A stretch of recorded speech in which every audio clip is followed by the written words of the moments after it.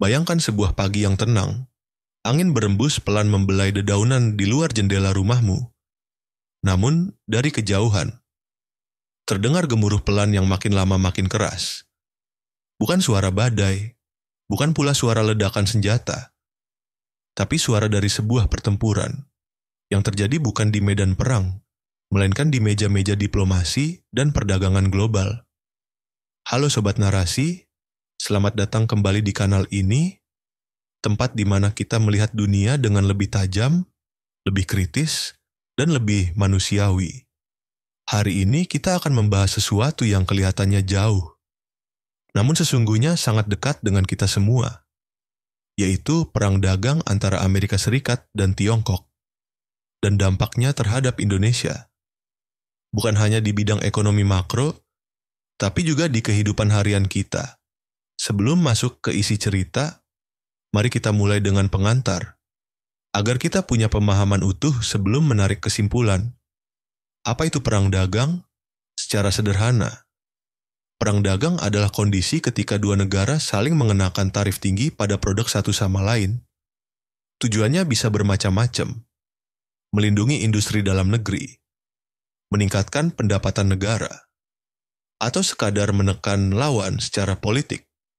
Konflik antara Amerika Serikat dan Tiongkok sudah berlangsung cukup lama. Tapi pada bulan Mei tahun 2025, gelombangnya kembali membesar.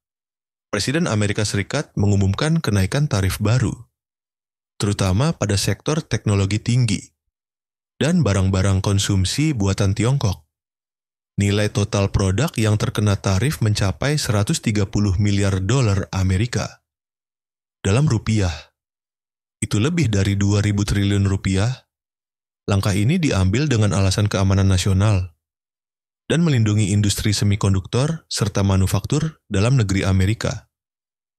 Namun seperti biasa, Tiongkok tidak tinggal diam. Beberapa hari setelah pengumuman itu, Tiongkok membalas dengan mengenakan tarif baru pada barang-barang pertanian, teknologi, dan otomotif dari Amerika. Konflik ini semakin memanas, dan dunia mulai merasakan getarannya. Lalu bagaimana dengan Indonesia? Apa saja dampaknya? Pertama, Indonesia adalah bagian dari rantai pasok global. Artinya, banyak produk yang kita ekspor adalah bahan baku, yang nantinya akan diolah di pabrik-pabrik di Tiongkok atau Amerika. Ketika kedua negara saling memblokir, produksi mereka melambat. Permintaan bahan baku dari Indonesia pun menurun. Contohnya adalah sektor nikel. Indonesia adalah salah satu eksportir nikel terbesar di dunia. Namun dengan permintaan industri mobil listrik Tiongkok yang menurun, ekspor nikel Indonesia ikut terdampak. Dampak kedua, nilai tukar rupiah menjadi sangat fluktuatif. Ketika investor global panik, mereka menarik dananya dari negara-negara berkembang dan membeli aset yang dianggap lebih aman. Akibatnya, rupiah melemah terhadap dolar Amerika. Dan kita tahu, ketika rupiah melemah, harga barang impor naik. Bayangkan harga komputer, handphone, mesin pabrik, semua jadi lebih mahal. Dan ini langsung dirasakan oleh pelaku usaha di dalam negeri. Dampak ketiga, kondisi ini memaksa banyak perusahaan global untuk mencari lokasi produksi baru yang lebih aman dari konflik dagang. Inilah yang menjadi peluang bagi Indonesia. Beberapa perusahaan mulai memindahkan pabrik mereka dari Tiongkok ke Asia Tenggara, termasuk Indonesia. Namun, peluang ini tidak serta-merta bisa kita manfaatkan, karena untuk menarik investasi, kita harus punya infrastruktur yang kuat, regulasi yang ramah investasi, dan SDM yang kompeten. Saat ini, Vietnam masih menjadi favorit dibanding Indonesia karena birokrasi yang lebih cepat dan stabilitas kebijakan yang lebih baik. Dampak keempat, UMKM di Indonesia juga ikut terdampak. Banyak pelaku usaha kecil menengah yang bahan bakunya berasal dari Tiongkok. Ketika tarif diberlakukan, harga bahan baku naik dan keuntungan mereka menipis.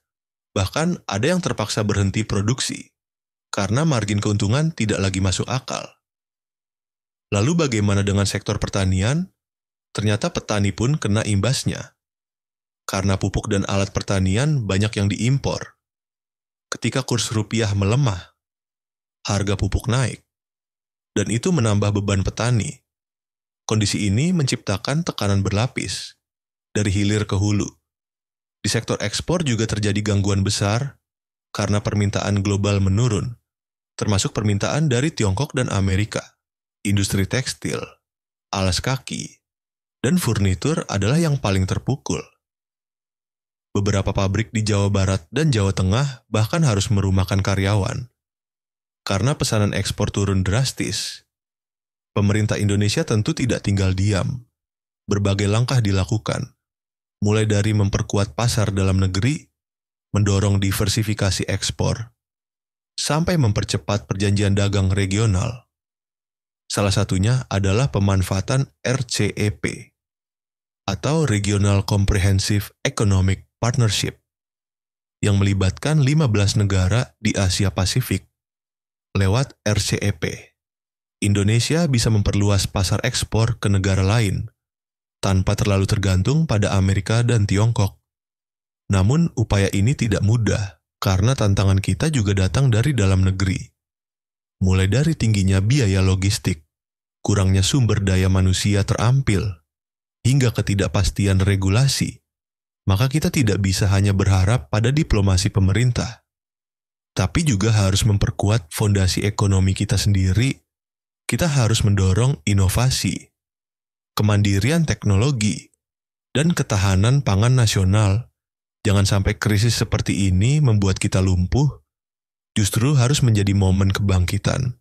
Dalam sejarah, krisis selalu membuka peluang, dan yang mampu bertahan adalah mereka yang adaptif. Lalu apa pelajaran yang bisa kita ambil? Pertama, kita hidup di dunia yang saling terhubung. Apa yang terjadi di Washington dan Beijing bisa mempengaruhi nasi goreng di warung pinggir jalan. Kedua, kita tidak bisa terus bergantung pada dua negara besar. Kita harus memperluas mitra dagang dan memperkuat sektor dalam negeri. Ketiga, pentingnya literasi ekonomi bagi masyarakat, agar tidak mudah panik saat rupiah melemah atau saat harga kebutuhan pokok naik. Dan keempat, kita harus percaya pada potensi bangsa sendiri, karena dengan kerja keras, kita bisa menjadi bagian penting dari rantai pasok dunia. Sobat Narasi, perang dagang ini belum usai.